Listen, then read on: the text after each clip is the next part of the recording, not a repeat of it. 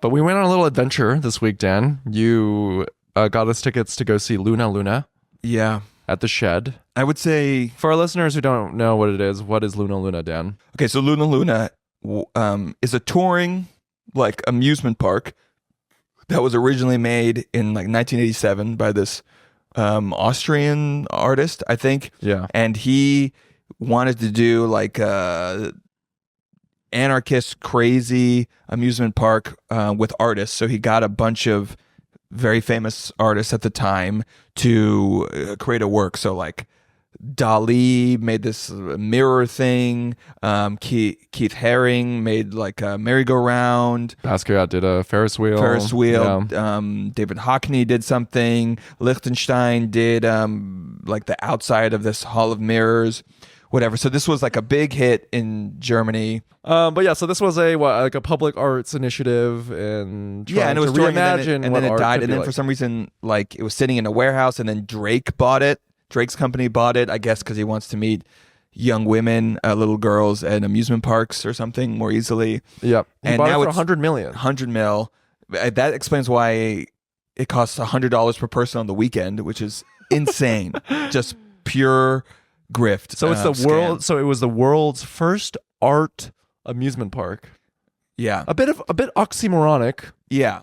And then now it's like touring the US. But the thing, so here's, I don't know, did you like it? It was fine. It was no different. I mean, we shit on the Museum of Ice Cream a lot, but it felt like that. Well, it's not like an art exhibit. It's like a historical exhibit about something fun that other people did.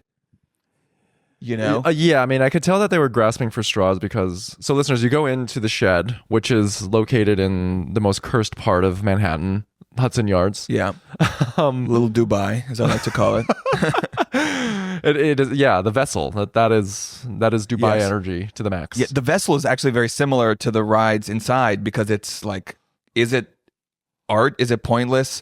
Like, you can't ride any of the rides in Luna Luna, just like you can no longer kill yourself in the vessel, because they have nets. They put the nets up. Yeah. And the point of that sculpture was to kill yourself. That was the kill yourself ride. And listeners, Dan made that very clear as we walked by the vessel. He pointed at it and he said, New York's changed. New York's changed. You used to be. That was the only good part about Hudson Yards, is like maybe you would see someone just. I mean, where else are you supposed to kill yourself after your 10th publishing deal goes wrong? You know? Where do you go? I think if I still wanted to kill myself, I would just go up to the top and shoot myself, just to be like, you tried to stop me. Fuck you guys. This vessel's still for suicide.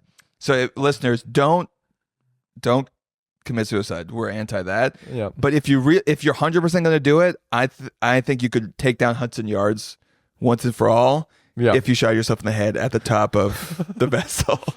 And yeah, you know, go, or you could just take a Russian high class escort, you know, in true Dubai style, and enjoy the views. Enjoy the views. Yeah, that's what I was going to go with, but you were going with the suicide angle.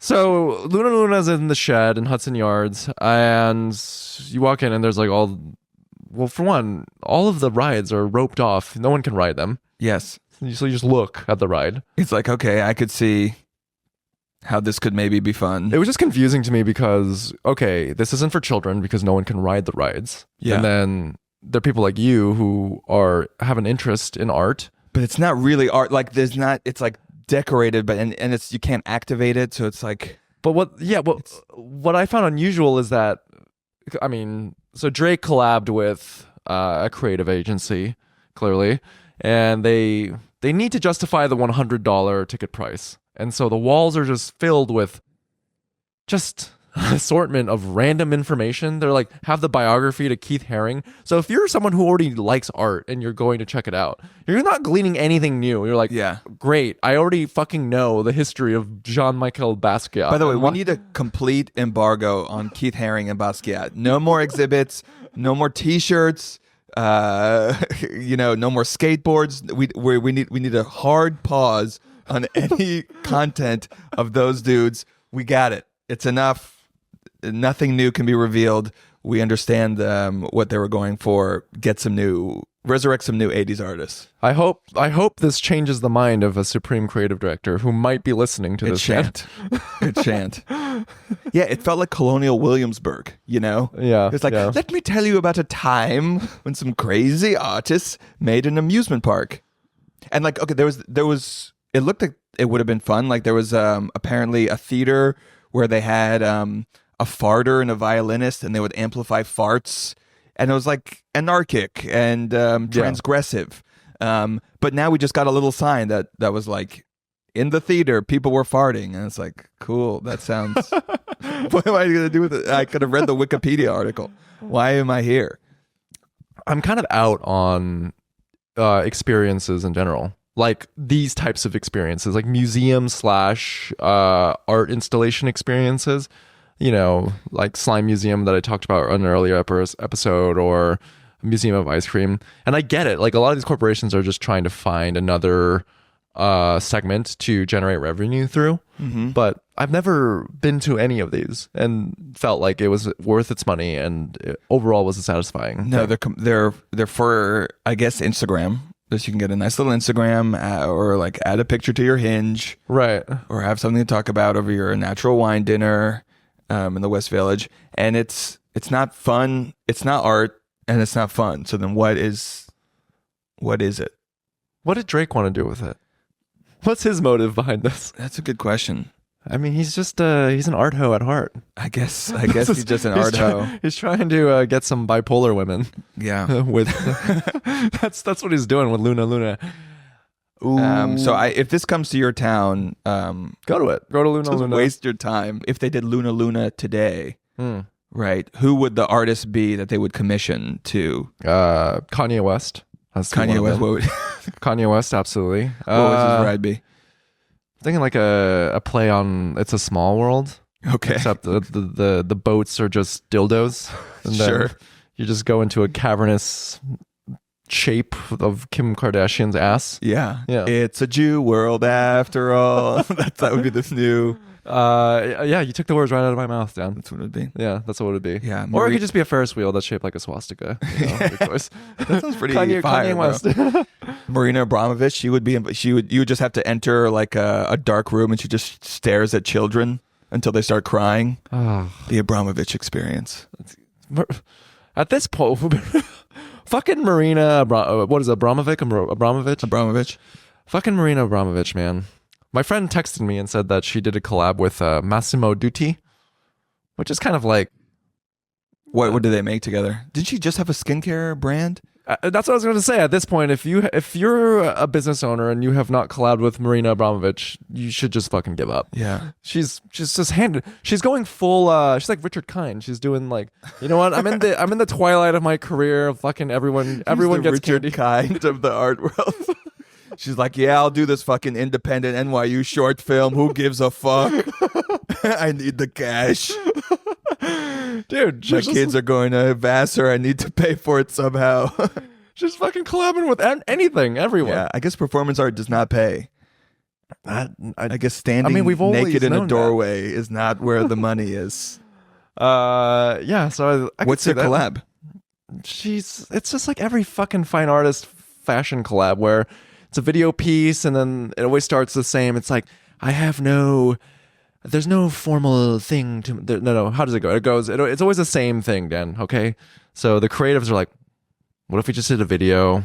We get an insight into our artistic process, and the end result is just the artist who's like, there's no rhyme or reason to my process. I'm very intuitive. You know, much like this season's collection of Massimo Dutti. It's everything and nothing at the same time. And you just know when you know. It feels good when you see it. I go for walks. I go for pondering in the great abyss, and I come back with the collab. Yeah, it's always a amorphous process because it's vague enough that you can just rinse, wash, repeat into anything onto Marina Abramovich. Yeah, but that is what we want to do. That's what we're striving for in the middle. Yeah, if anyone wants to collab, we can be vacuous and searching just like Marina. Yeah, we are very feelings oriented. We like to go vulnerable, but we like to keep it light, have some levity all at the same time. I think that is what makes our podcast stand out. I agree. Yeah.